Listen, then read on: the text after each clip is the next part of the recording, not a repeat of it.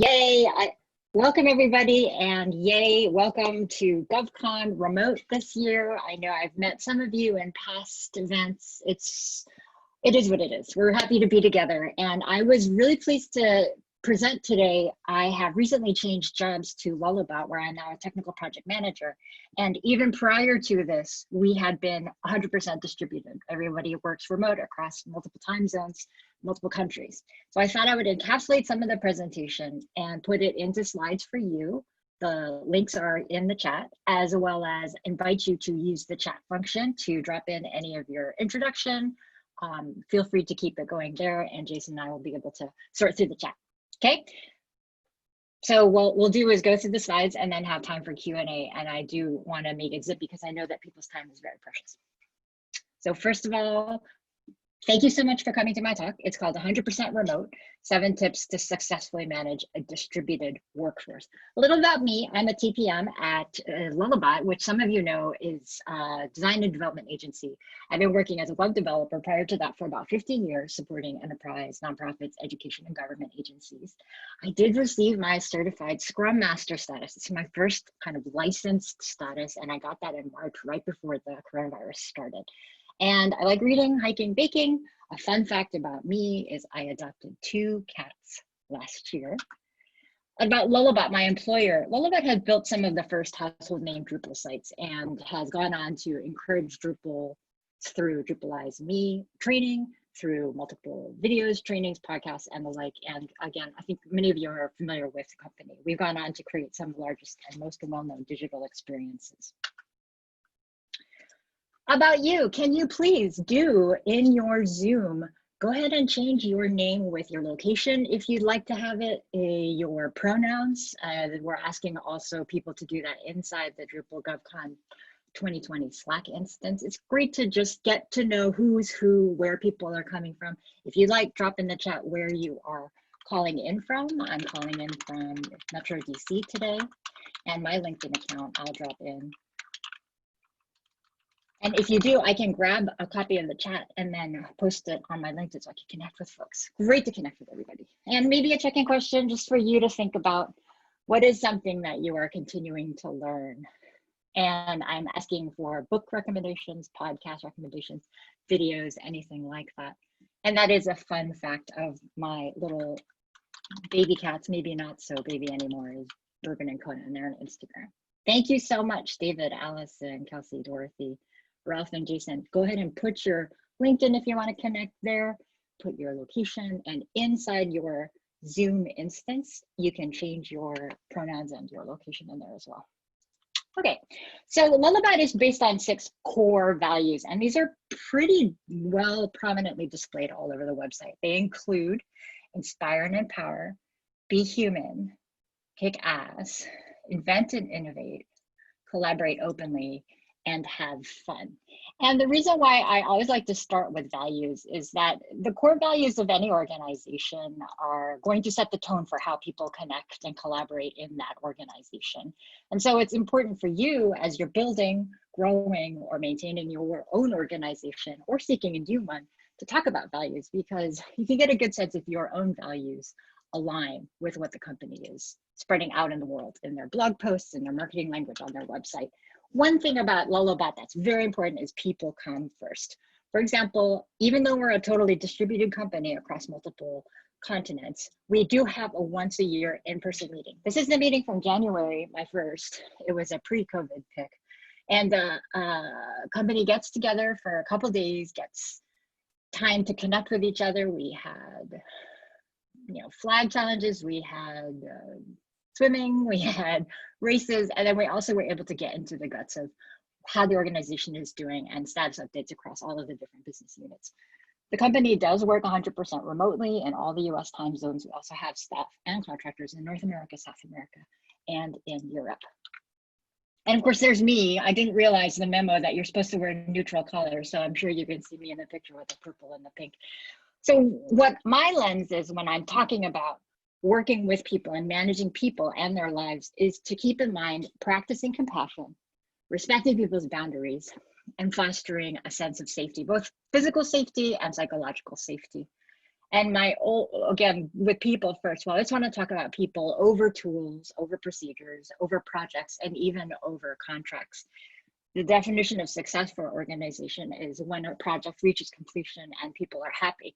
Not that people are burnt out, or not that the client got everything that they wanted at the expense of people, but that people mattered and people had priority over all of the other aspects of it. Some of the tools we use, I'm sure some of these screen caps look familiar to you. Just do a thumbs up or thumbs down on your Zoom. Do you use Trello, Jira for project management, cards, ticket management? We use Figma for working on designs. We share a lot of files through Dropbox and also through Drive. We also have Slack, well, so much Slack. And then we also currently use Zoom. We've cycled through Uber Conference, Google Meet, and now we're currently on Zoom. Also, what we found is our clients have their own infrastructure, so we need to work within their confines, right? So I'm sure thumbs up, thumbs down if you are able to. We have Blue Jeans for some of our clients. Some clients use WebEx. Some clients also use Uber Conference. And, frankly, for some folks, it's still phone calls. And then finally, we use Drupal probably about 70% of our installations. And to manage processes, we always use a wiki. We have a centralized wiki for each of our projects that allows anybody coming on board to get information asynchronously and also update information for things like when the stand-up is, meeting cycles, project deliverable dates, and out of office. So we'll go right through the 7 types of steps. And the very first one is to set expectations early. I encourage you to determine what is important for the beginning and follow that through the whole way through the process. Set expectations early, even from the hire. So I can tell you a little bit about how it was like for me to be hired. I found the job listing on diversifiedtech.co. So this was a place where Lullabot first distributed the job posting, and then after that distributed it more widely. I also learned about the benefits. They're posted directly online. So education, training, benefit, all of the medical, dental, insurance, all of this is posted. And even some small things like a Christmas or holiday package, a Fitbit for those of people who are wanting to keep fit, an ergonomic evaluation for the body and the way that we're standing at our desk. There's also technology training. They bought me a MacBook in the very beginning. Also, even basic things. This is us at GovCon, probably a week or 2 after I got hired last year. That's my boss. If you look, we look like Fantasy Island for those of you who have watched that. Really, really tall COO and me, 5'4".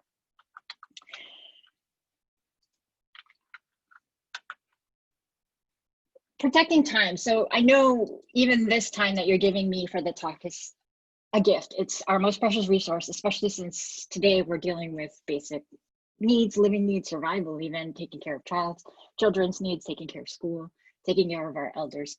If you are at all able to implement asynchronous communications as much as possible internally to your team, as well as with your clients, that is ideal. I use wikis, and they have a way to flag people, so you can comment to somebody and they can track notification. We also use dedicated Slack channels to protect and compartmentalize information. So for example, we have one on cats, we had one on levity, we even had one on COVID, so that people who got anxious about mentions of it would have the option with content warnings to go into the channels that they wanted to talk to. Also, some small things to think about. For example, when you're looking at your calendar, you can block off defensive scheduling style time for you, and you can make it so that other folks in your organization can subscribe to your calendar and see your visibility and availability. What I recommend is you allow other folks to own the invite and add you to it, unless you're the one who has to manage the meeting. So any other tips on calendaring, I encourage you to look at the Pomodoro method for defensive scheduling and blocks of time. There's many other ways to be productive. I found that using calendaring, especially Google Calendar tools, to identify when other people are busy and then find those pockets of time where we can be helps, but also doing as much as we can to do asynchronous. Routines. Humans in general benefit from a type of a schedule that makes sense. So for example, we use all of our telephony tools, and we have standard gatherings. So for example, every Monday for Lullabot, we have a team call, team-wide call, randomly assigned from the randomized generator. Each person speaking gets about 3 minutes, and then we also hear from the executive team. So it's an hour. You can expect to talk probably 3 times in a quarter. And that's a good way for folks to just get a sense of overall projects, how people are doing, learning about folks' families, and any other things that are happening in their lives. We also have small group serendipity calls. This is 5 people, again, randomly generated every Friday. And what that does is it allows folks to cross connect with people who are not in their own team or at their own level. So serendipity is always a fun question. The last one was, what was the last concert you went to? We also have one-on-ones. We use Know Your Team. If you have seen that tool, it has a great way to schedule your one-on-ones with meeting invitations as well as prompts. For me, it's every separate week for about 20 minutes. And then I also do that with my own teammates. Finally, inside our Agile Scrum kind of method, we do have daily stand-ups. It's 2 minutes max, 90 seconds ideal per person for an update that's available to anybody who's on the development team and also has visibility to your external stakeholders as needed. We also have a town hall where everybody can connect and ask leadership direct questions. Additionally, we have kind of show and tell. We have working groups based on government or inclusion or mental health. We have study groups. For example, a group of folks are working on accessibility certification. We even have movie night. You can use Netflix Party extension and have, you know, a scheduled once a month movie night. And again, I use a lot of notifications, and I use a Google Calendar to remind me and integrate with Slack to remind me when things are coming up. On the left, you'll see here a sample of our town hall channel. Again, that's once a month. People can drop stuff into the channel to ask questions. It gets flagged, and then the leadership can review.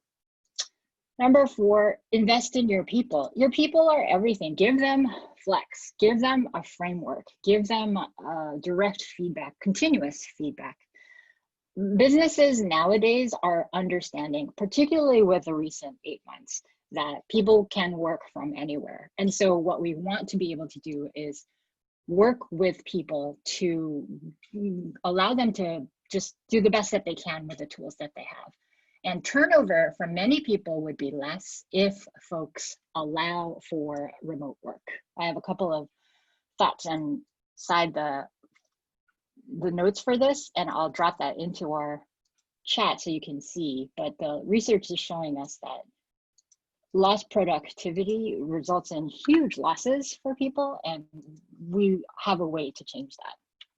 The tools that we use internally are Bamboo, Know Your Team, No-Go Time, Resource Guru. We also use Expensify to manage receipts, TripIt for, you know, when we were traveling. Fun Retro is what I use for managing my retros. And then we also try and schedule folks only 30 billable hours a week, and we track that in No-Go Time. What that allows folks to do is have that extra breathing room to do planning, coordination, to participate in the community. Some of you have seen modules on Drupal that are coordinated, as well as events that are coordinated by Lullabots. So if you would like that list, I will be following up with it inside the LinkedIn, and I can send it to everybody from there. And that's the list right there in the chat. We'll take a little break. Do people have questions? Do people have things that they want to put into the chat to discuss? We can also get to that. We have 3 more items, and then we'll open it up to a bigger QA. So humans in general work in groups. That's just the way that humans are. I would encourage you to think about what can you do at your organization to support that kind of connection and collaboration, and to support an autonomous way for that to happen. For folks to develop their own employee interest groups, for folks to use the existing channels you have to coordinate their own gatherings.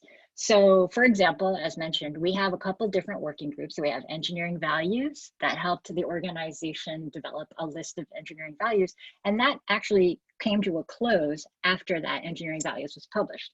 We also have ongoing groups such as inclusion and equity, mental health, government and education working group, and a marketing group.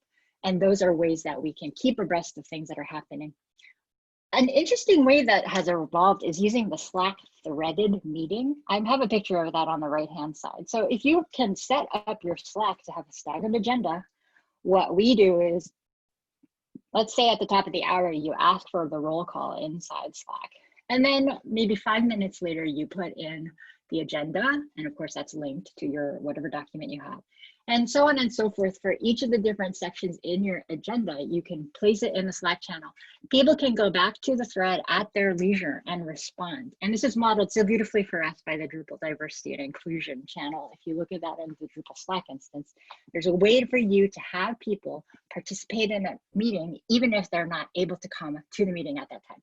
On the left, you'll see we do have, for example, the wikis, the information that helps us keep track with notes, and then what it might look like on a final. We were able to publish Lullabot's enduring values after probably a good 12 months of once a week or twice a month meetings. Documenting your actions. So how would you feel if you were dropped into something and had no insight? So, or what happens if a key player is, you know, hit by a bus? That's the whole thing. Or if they move or quit or whatever. You want to be able to have a centralized place where all of your information is visible. And so, for example, in the wikis we use, we put an overview of any of the projects. We put a who's who, key players, maybe client stakeholders and the roles and titles they have. We put links to Tugboat. If you're not familiar with Tugboat, I encourage you to look at tugboat.qa. It's a great way to do QA, quality assurance, for folks who are on stakeholders in your team. And then you can also put links to where your Zoom is for your standard check-in, links to your Jira instance, links to your Trello cards, or whatever shared documentation you're using. What that looks like in practice is here's a sample wiki. It's shared with everybody who has access to it. And it will have, indeed, the delivery files, case studies, links to the Zoom, out of office at the bottom. Just any type of information that you personally would find helpful. Think about what you can put into a centralized wiki so that anybody coming on board can show kind of productivity in that first few weeks by reviewing the documents. And also anybody rolling off can also put all the knowledge that's in their head onto the wiki. And then finally, just listen, like listen to each other. Listen to people. People usually know the answers to problems. I always say this, we have 2 ears and 2 eyes, but only 1 mouth. So listen and watch 2 times more than you speak.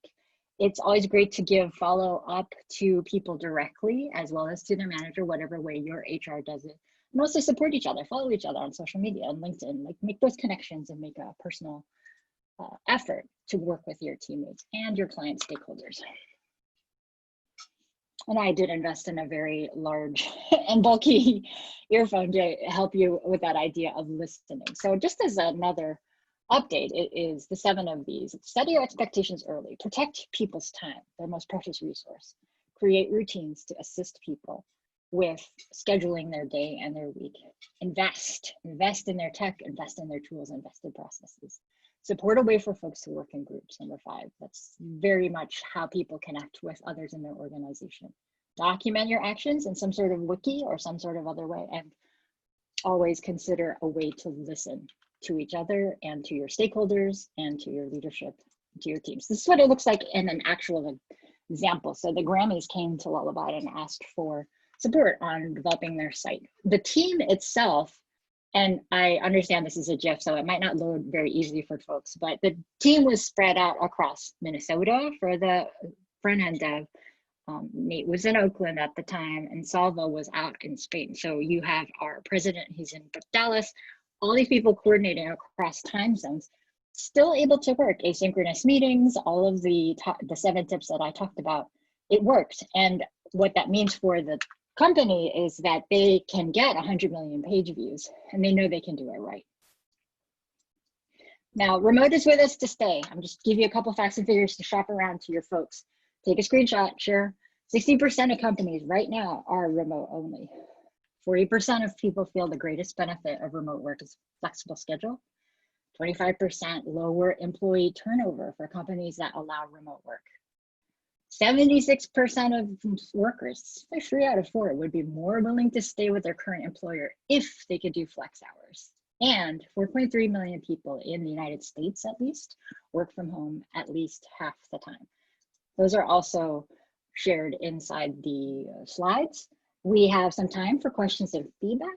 And I invite you also to remember to fill out the evaluation form. So that concludes the discussion part of my talk. I'm happy now to open up the floor to questions.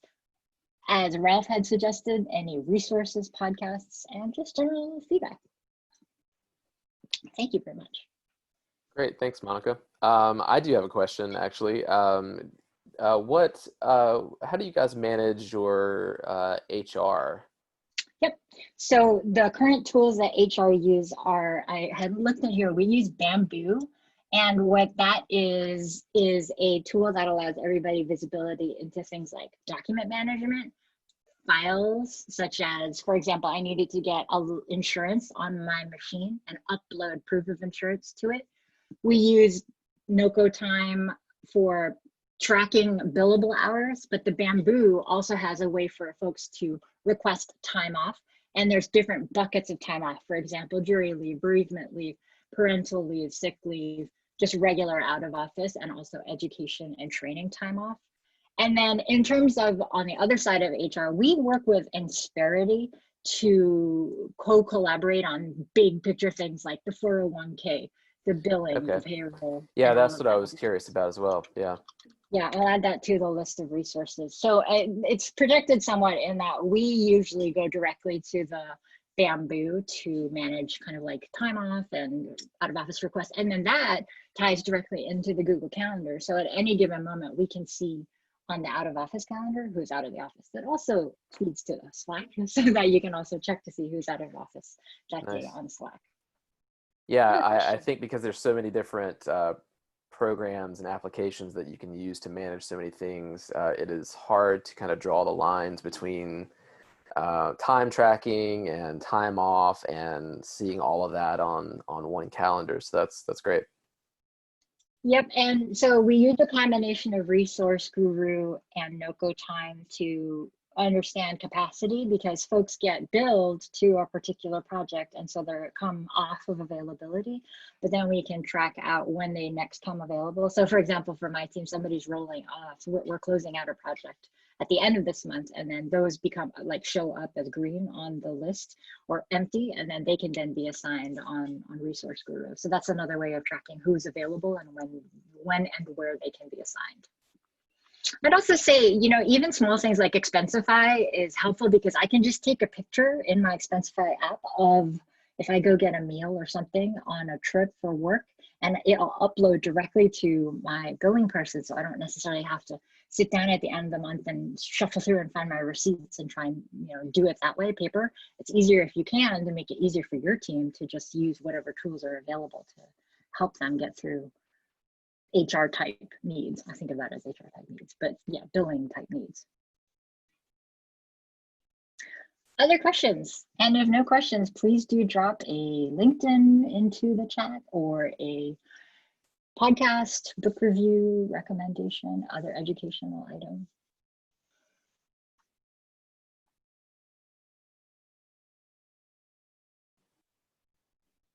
All right, no other questions, anyone?